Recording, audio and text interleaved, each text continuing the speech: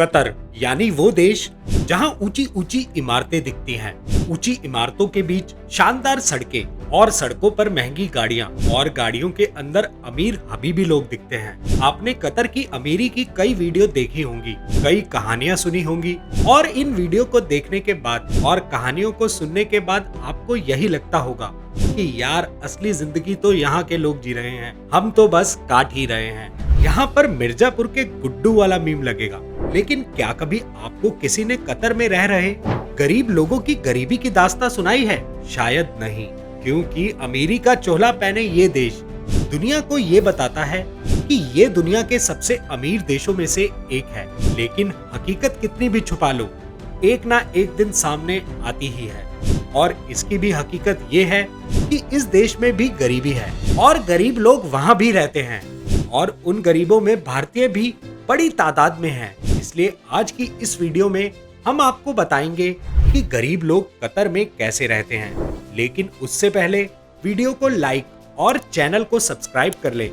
चलिए शुरू करते हैं। दोस्तों, कोई भी इंसान अपने परिवार और घर बाहर को छोड़कर बाहर दूसरे देश में क्यों जाता है? सिर्फ इसलिए ताकि वो अपने और अपने परिवार को एक अच्छी जिंदगी दे सके। और भारत, नेपाल, पाकिस्तान और बांग्लादेश जैसे देशों में से बहुत से लोग इसलिए अपना घर बाहर छोड़कर कतर जाते हैं। और जब से दुनिया को ये पता चला था कि कतर फीफा वर्ल्ड कप को होस्ट करने वाला है, तब से तो लोग यहाँ थोक के भाव में चले गए। आपको ये जानकर हैरानी होगी कि कतर की कुल आबादी के 90% से ज्यादा लोग माइग्रेंट हैं, यानी बाहर के हैं, और यही लोग गरीबी को जी रहे हैं। लेकिन ये लोग अपनी इस गरीबी की बात नहीं कर सकते, क्योंकि यहाँ की सरकार का ये कहना है कि उसने ऊपरी तौर पर गरीबी को खत्म कर दिया है। और अगर जब कोई इसके बारे में बात करता है तो प्रशासन इसका बहुत सख्ती से ध्यान रखता है। इसलिए यहाँ की गरीबी भी बहुत हद तक छिपी होती है। यहाँ पर इन विदेशी लेबर्स को अलग अलग रखा जाता है, खासकर उन इलाकों से बहुत दूर जहाँ टूरिस्ट आमतौर पर आते जाते हैं। यहाँ पर एक कमरे में 6 मजदूरों को एक साथ रहना पड़ता है और कई बार तो उनके लिए वहाँ पर बेसिक सुविधाएं भी नहीं होती हैं। कई बार कंपनी इनके पैसे भी नहीं देती और ना ही उन्हें दूसरी जगह जॉब बदलने देती है। अब सवाल ये है कि ये सब क्यों हो रहा है?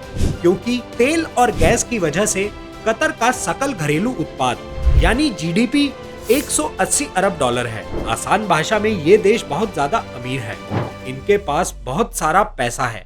तो फिर मजदूरों के हालात ऐसे क्यों हैं?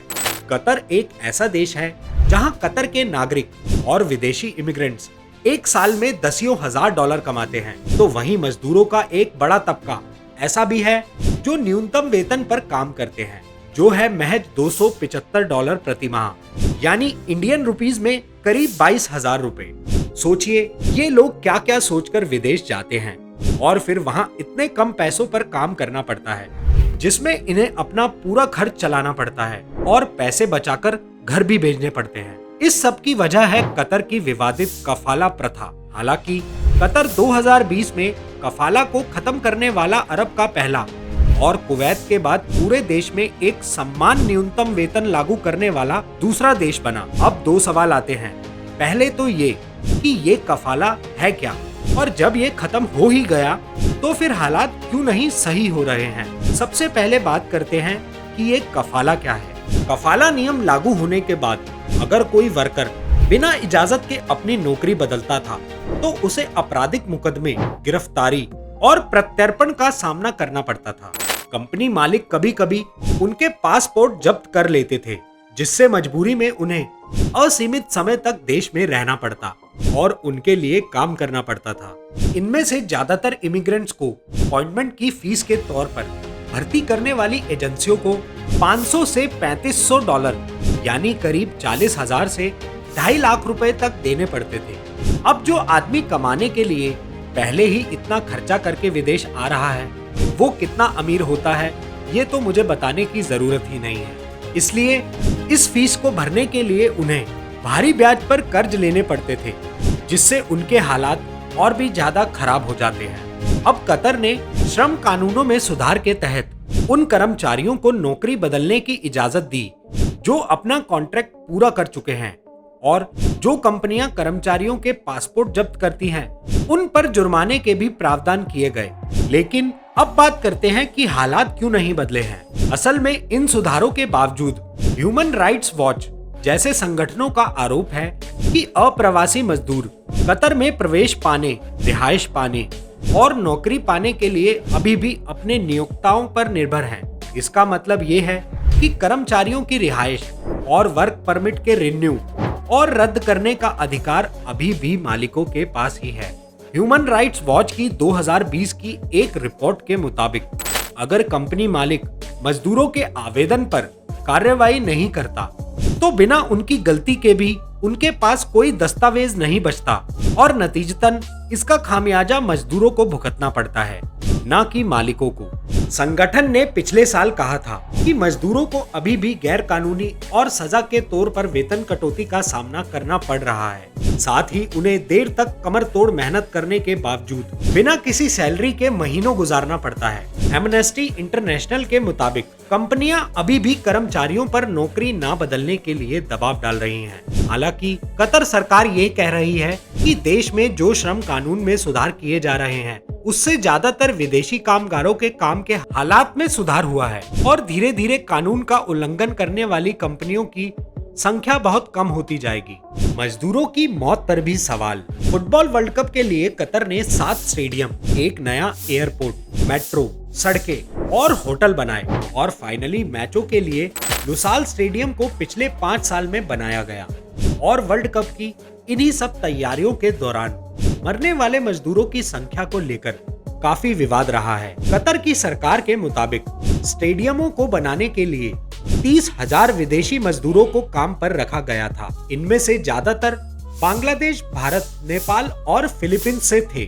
ब्रिटिश अखबार गार्डियन की एक रिपोर्ट के मुताबिक कतर में मौजूद तमाम देशों के दूतावासों से मिले आंकड़े बताते हैं कि साल 2010 में जब वर्ल्ड कप की मेजबानी कतर को सौंपी गई, तब से भारत, पाकिस्तान, नेपाल, बांग्लादेश और श्रीलंका के 6500 मजदूरों की मौत हुई है। लेकिन वहीं बाकी चीजों की तरफ कतर सरकार ने इसे भी खारिज करते हुए इस संख्या को भ्रामक और गलत बताया है। कतर सरकार का कहना है कि मरने वाले कामगारों में सभी वर्ल्ड कप के प्रोजेक्ट से जुड़े नहीं थे और उनमें ज्यादातर की मौतें उम्र संबंधित बीमारियों या प्राकृतिक कारणों से हुई थी। और उसके रिकॉर्ड के मुताबिक 2014 से 2020 के बीच 37 कामगारों की मौत हुई जो स्टेडियम निर्माण में लगे हुए थे और उनमें भी 3 ही मौतें काम से संबंधित है।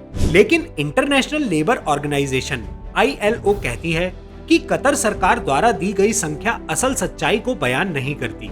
कतर में दिल का दौरा या सांस न ले पाने से होने वाली मौतों को काम संबंधित दुर्घटना में नहीं जोड़ा जाता, जो कि हीट स्ट्रोक और बहुत ज्यादा तापमान में भारी सामान ढोने से भी हो सकते हैं। माने सरकार इनको अपने आंकड़ों में गिनती ही नहीं है। ILO के अनुसार अकेले 2021 में 50 कामगारों की मौत हुई और 500 गंभीर रूप से घायल हुए, जबकि 37,600 कामगार मामूली या ठीक होने लायक घायल हुए। स्टेडियम कामगारों के इलाज को लेकर अंतर्राष्ट्रीय दबाव के चलते कतर ने अपने सुधार कार्यक्रमों के तहत एक लेबर कैंप का निर्माण किया है, जहां इनमें से अधिकांश कामगारों के रहने की व्यवस्था होगी। लेकिन ये दसियों लाख डॉलर से बनाया जा रहा लेबर कैंप दोहा से बाहर कतर की चमक धमक से दूर है, जहां पर जाने की इजाजत किसी को नहीं है, खासकर प्रेस को तो बिल्कुल भी नहीं। कुल मिलाकर बात यह है कि कतर में गरीब लोग कैंप और छोटे कमरों में रहते हैं और कई बार एक कमरे में 5 से 6 लोगों को एक साथ रहना पड़ता है ताकि वो पैसे बचा सकें और अपने घर बेच सकें। लेकिन सरकार इन लोगों को कतर से दूर रखती है, दुनिया से छुपाकर, ताकि वो दुनिया को अपना अमीरी वाला चेहरा दिखा सके। अगर आपको वीडियो पसंद आई हो तो इसे लाइक और शेयर जरूर करें और अगर आप चैनल पर नए हैं तो इसे सब्सक्राइब करना ना भूलें।